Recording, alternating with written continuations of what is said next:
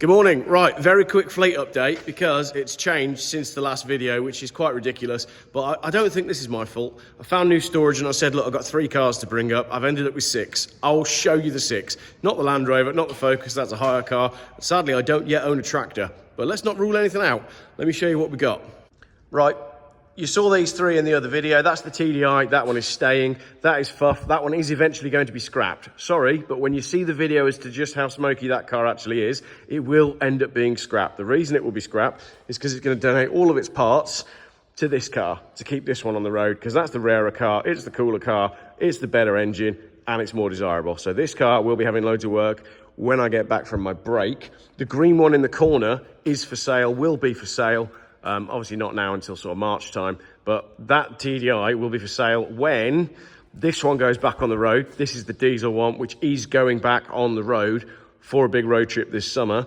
The Saab, the super fast Saab, 300 horsepower, definitely does 149 mile an hour, but I can't tell you how I know that. This is already sold, but the gentleman can't collect it yet. So I said, chuck me a little bit of cash for storage and I'll just store it for you until you're ready. So that's going to stay here till March. The Rover came up really cheap the other day. Ian from Cherish Vehicle Insurance Services messaged me and said, the guy that's selling it is really good. It's a nice car. Go for it. It's cheap. And I don't know why I said yes, but I did. So I bought a Rover as well. So that is the full fleet. That's all 4 Volvos that I own. The Rover will be going. The link is in the description to get yourself the Rover. The Volvo's staying. The red one's staying. The brown one and the green ones are going to go, and the blue one should be gone fairly soon.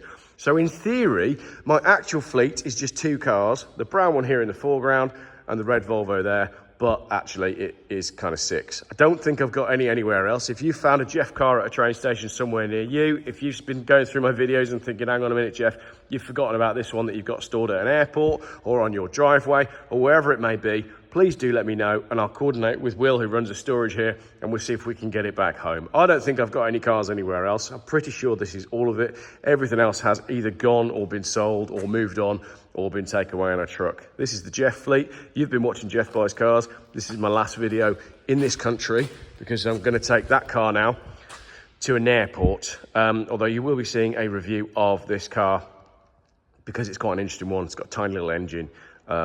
And it's going to be quite an interesting review because it's got a great big massive screen. And there's a lot that I like about this car, but obviously there's a lot that I don't like about it as well. Right, only came up here to grab my phone mount, which I've left in one of the cars. Thank you very much, everybody. Catch up with you another time.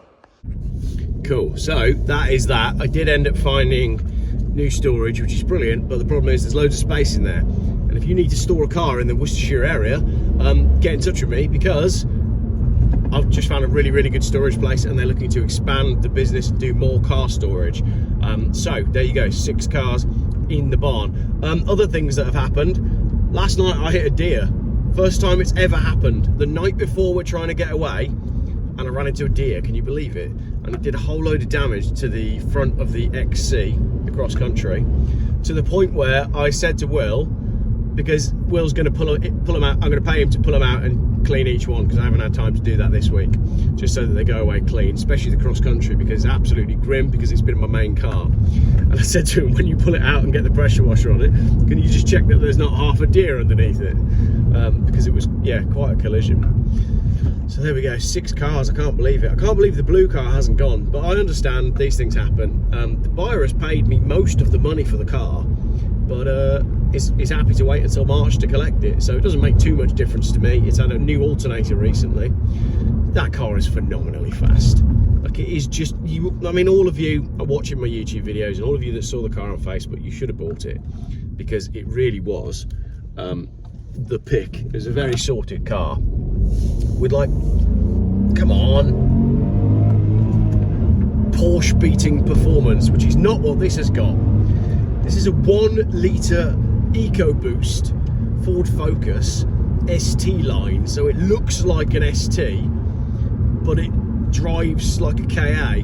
And I find it crazy that now, I mean, this is a family car, this is a full-size estate car with a 1 litre engine. I appreciate that engine technology has massively come on, but it's just a recipe for disaster, isn't it?